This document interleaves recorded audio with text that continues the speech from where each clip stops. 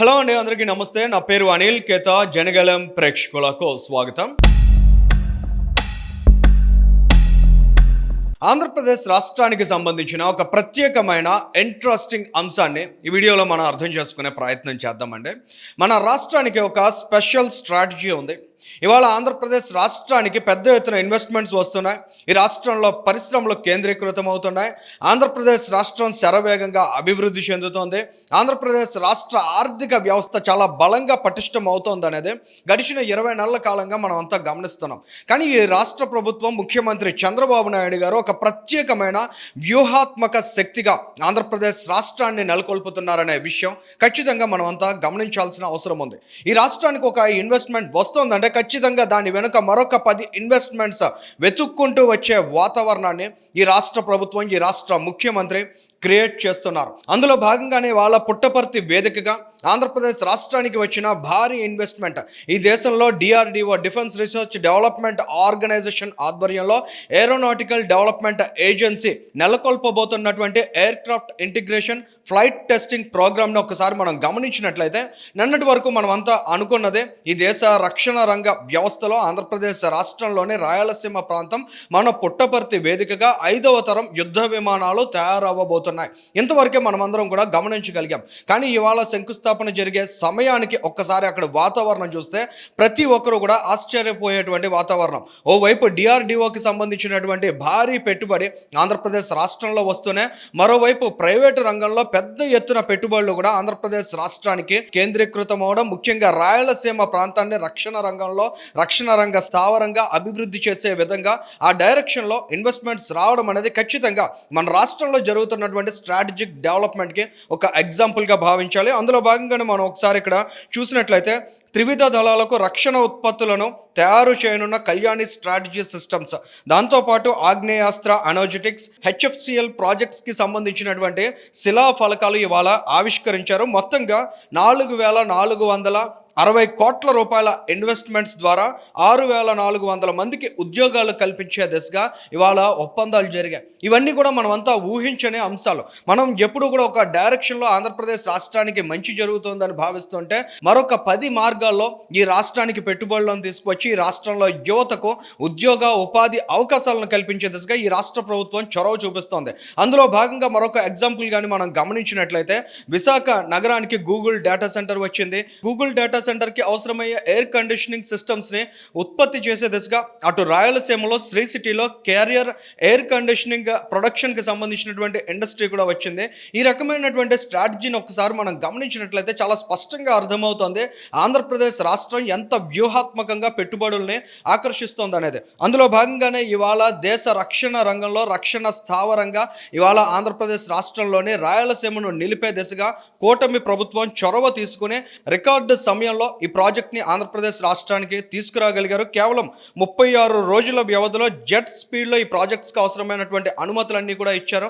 దానికి సంబంధించి చంద్రబాబు నాయుడు గారి మాటలు ఒకసారి వినండి. 9వ తేదీన ఆమ్కా ప్రాజెక్టుపై రక్షణ శాఖలో చర్చలు మొదలైనాయి. 20వ తేదీన ప్రపోజల్స్ అడిగారు. 24వ తేదీన ప్రతిపాదనలు పంపించాం. 28వ తారీఖున కేంద్రం అంగీకరించింది. 29న అధికారులు ఇక్కడికి వచ్చి స్థలాన్ని పరిశీలించారు. 30వ తారీఖున కేబినెట్ లో పెట్టి శాంక్షన్ చేశాం. ఈ రోజు దీనికి ఫౌండేషన్ వేసాం. ఈ రకమైనటువంటి అప్రోచ్తో ఆంధ్రప్రదేశ్ రాష్ట్రం ముందుకు వెళ్తోంది కాబట్టి పకడ్బందీగా పెట్టుబడుల్ని నలుదిశలా ఆకట్టుకోగలుగుతోంది.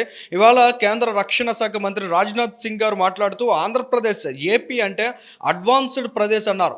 ఎందుకు అడ్వాన్స్డ్ ప్రదేశ్ అన్నారంటే, అడ్వాన్స్డ్ సిస్టమ్స్ అన్నీ కూడా ఇవాళ ఆంధ్రప్రదేశ్ రాష్ట్రం అందిపుచ్చుకుంటోంది.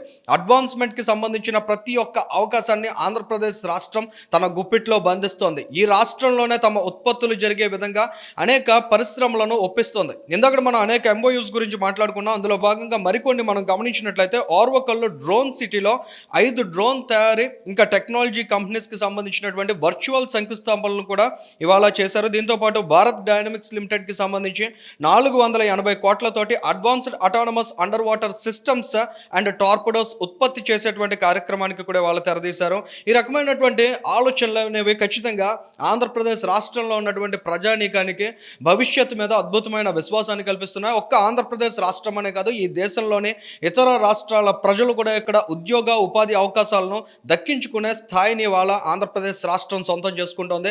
సో ఒకసారి రక్షణ శాఖ మంత్రి రాజ్నాథ్ సింగ్ గారి మాటలు కూడా వినండి. నాకు చెప్పబడింది మొత్తం ఆమ్కా ప్రాజెక్టుల విలువ 15,000 కోట్లని. ఇందులో ఒక కీలక భాగమైన కోర్ ఇంటిగ్రేటింగ్ ఫెసిలిటీ, అలాగే విమాన పరీక్షా కేంద్రం సుమారు 2,000 కోట్ల వ్యయంతో ఈ ఆంధ్రప్రదేశ్ లో ఏర్పాటు చేస్తున్నారని.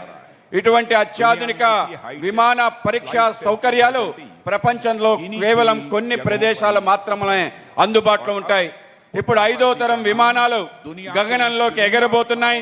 ఈ అరుదైన ప్రదేశాల సమూహంలో పుట్టపత్రి కూడా చేరబోతుంది. పుట్టపత్రి ఇకపై యుద్ధ భూమిలో కనురెప్ప పాటలో శత్రువును నాశనం చేసే విమానాలు ఉత్పత్తి చేయబోతుంది. సో రాజ్నాథ్ సింగ్ గారి అభిప్రాయం ఆంధ్రప్రదేశ్ రాష్ట్రం మీద ఎంత బలంగా ఉంది. మరోవైపు నారా లోకేష్ గారు చెప్తున్నారు, కియా కార్లు ఇవాళ ఎగుమతి చేస్తున్నాం, రానున్న రోజుల్లో ఖచ్చితంగా రక్షణ రంగానికి సంబంధించిన ఉత్పత్తులను కూడా ఇతర దేశాలకు ఎగుమతి చేసే స్థాయికి రాయలసీమ చేరుకుంటుందనేటువంటి భరోసాను, కాన్ఫిడెన్స్ను కూడా ఆయన క్రియేట్ చేస్తున్నారు. నారా లోకేష్ గారి స్పీచ్ను కూడా ఒకసారి చూడండి. డిఫెన్స్ రంగంలో పెద్ద ఎత్తున పెట్టుబడులు వస్తున్నాయి. జూలదిండిలో సాగర్ డిఫెన్స్ తీసుకొచ్చాం, పుట్టపర్తిలో ఆమ్కా తీసుకొచ్చాం. డిఫెన్స్ R&D సంస్థలు, ఏరోనాటికల్ డెవలప్మెంట్ ఏజెన్సీ కలిసి ఈరోజు ఆమ్కా ప్రాజెక్ట్ ఏర్పాటు చేస్తున్నారు. HAL దశాబ్దాలుగా బెంగళూరుకి ఏం చేసిందో ఈ ఒక్క ఆమ్కా ప్రాజెక్ట్ రాయలసీమ ప్రాంతానికి చేయబోతుంది. ఇక్కడ 5th generation stealth multi role fighter jet తయారు చేయబోతున్నారు. Bharat Forge, Bharat Dynamics Limited, Himachal Futuristic Communication Limited, Premier Explosives Limited తో పాటు అనేక డ్రోన్ తయారు చేసే పరిశ్రమలు కూడా మన రాయలసీమకే తీసుకొచ్చాం. పెద్ద ఎత్తున ఇక్కడ ఉద్యోగ అవకాశాలు వస్తున్నాయి. ఇతర దేశాలు కూడా మన అనంతపురం జిల్లాలో తయారు చేసిన డిఫెన్స్ వస్తువుల్ని ఎక్స్పోర్ట్ చేసే రోజులు కూడా త్వరలో ఉండబోతున్నాయి. ఆమ్కా రాకతో ఉమ్మడి అనంతపూర్ జిల్లా డెవలప్మెంట్లో నంబర్ 1 స్థానంలో నిలబడబోతుంది. ఆత్మనిర్భర్ భారత్ లక్ష్యంలో భాగంగా రాయలసీమ ప్రాంతానికి వచ్చిన advanced medium combat aircrafts project అనేది ఆంధ్రప్రదేశ్ రాష్ట్రంలో రక్షణ రంగంలో పెట్టుబడులకు ఉన్నటువంటి అవకాశాలను కూడా చాలా స్పష్టంగా దేశవ్యాప్తంగా ఉన్నటువంటి ఇన్వెస్టర్స్ అందరికీ చాటుతోంది. ఏది ఏమైనా ఆంధ్రప్రదేశ్ రాష్ట్రానికి ఒక ఉజ్వలమైన భవిష్యత్తు ఉందనే విషయం మాత్రం రోజు రోజుకి చాలా బలంగా ఈ రాష్ట్ర ప్రజానీకంలో బలపడుతోంది. ఈ వీడియోకి సంబంధించి మీ అభిప్రాయాన్ని కూడా కామెంట్ చేయండి. Thank you.